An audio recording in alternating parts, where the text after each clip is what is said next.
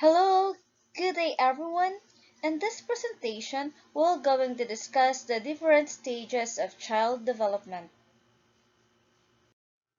Before proceeding to the different stages of child development, let us first define what is human development. Human development is the pattern of movement or change that begins at conception and continues through lifespan. Change is very constant in us human. As we grow older, we face different stages and different changes in our life from the very beginning of conception until death. Number one stage in the stages of child development is the prenatal stage.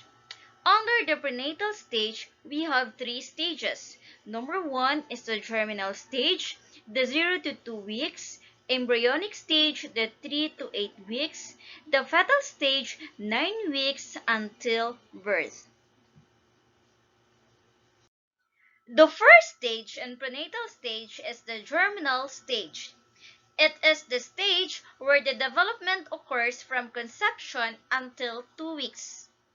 And the conception begins when egg and sperm cell unite in one of the two fallopian tubes.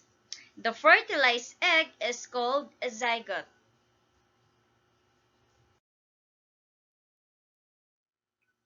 The second stage is the embryonic stage. 3 to 4 weeks after the conception, the neural tube forms.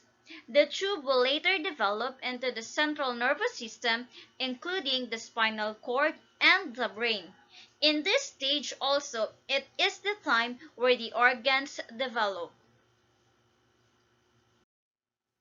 The last stage is the fetal stage. 9 weeks until birth. During the fetal stage, the brain develops and the body adds size and weight until the fetus reaches the full development and is ready to come out. The second stage of child development is the infancy stage. Infancy development. Infancy stage is the shortest of all developmental periods. And the moment that baby came out from the mother's womb, he has to adjust in temperature changes. In infancy stage, it is the time for radical adjustments. In this stage also, the child only needs nourishment and care because they only depends on what the adult or their parents could give to them. The following are the summary of milestone of child development in infancy period. In their first month, they were able to social smile. In their 2 months, they were able to utter some sounds. In 3 months, they can hold their head. In their 4 months, they can reach some objects and sit with support. In 5 months, they can roll over. In 6 months, they can sit without support. In 7 months, they can crawl and creeps. In 8 months, thumb finger prehension. In 9 months, pulls up to sit and can stand with support. In 10 months, they can walk with support. In 11 months, they can stand without support. In 12 months, they can take a few steps by themselves. And now, the third stage is the early childhood stage. Early childhood development. It ranges from 18 months to 3 years old. So it means that the child still needs the guidance of the parents or any adult as they learn to distinguish the right and the wrong. And at the same time, they begin to develop conscience. In this stage also, the child was able to speak effectively. The fourth stage is the middle childhood stage. Middle childhood development. It ranges in 3 to 5 years old or the preschooler stage. So this time, the child's willingness to learn new things is facilitated or inhibited by the teacher, or any adult. They can understand and express relationships between the past and the future. Middle childhood stage. It ranges in 3 to 5 years old, or the preschooler stage. In this time, the child's willingness to learn new things is inhibited or facilitated by any adult or a teacher. In this stage also, they can understand and express relationships between the past and the future. The fifth stage is the late childhood stage. Late childhood development. It ranges from 5 to 12 years old, or it is the beginning with a child's entry into formal schooling. According to Erik Erikson, the late childhood are very busy or industrious.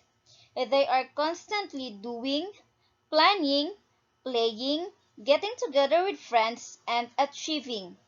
This is a very active time. They spend more times in acquiring skills and need accomplishments regardless of ability. The sixth stage is the adolescence stage. Adolescence stage. Adolescence is the period of transition between childhood and adulthood. Children who are entering or facing the adolescent stage are going through different changes. It could be physically, intellectually, personally, and socially. This stage also described as a period of storm and stress. That's why the guidance of adults in this stage are very necessary and are very important as the teenager or the adolescent faces a different changes or the crucial stage of their life. The seventh stage is the early adulthood. Early adulthood. It ranges from 20 to 40 years old. In early adulthood, the physical abilities are at their peak, including muscle strength, reaction time, sensory abilities, and the aging process also begins during early adulthood, and it is characterized by changes in skin, vision, and reproductive capability. As an adult, the individual takes a firmer place in the society. Usually, early adulthood are holding a job, contributing to community, and maintaining a family and care of for offspring, or they are starting their own family. Also, early adulthood shows increase in leadership qualities. The eighth one, or the eighth stage, is the mature adulthood stage. Mature adulthood stage. The period ranges from 40 to 65 years old. It is also called as middle stage. In this stage, one has to adjust to the deterioration of body and strength of the stage. We can't deny the fact that this stage, we cannot able to do whatever we want, just unlike when we were in our adolescence stage. The person becomes able enough to assist the teenage to become more responsible. The last stage is the old age stage. Old age stage is the last stage of human development. This stage is the extension after 65 years old till the death. By this age, people's goals and abilities are become more limited. Those are the stages of human development from prenatal to old age. It is very important to consider the different stages of our life for us to understand our own life experiences and to help others understand what they're going through understand the relationship of society and individual growth, it could lead more effectively and support the physical and mental health of others. And that ends my presentation. I hope you learned a lot. I am Clarijoy E. Dumagyo. Thank you for listening and God bless us all.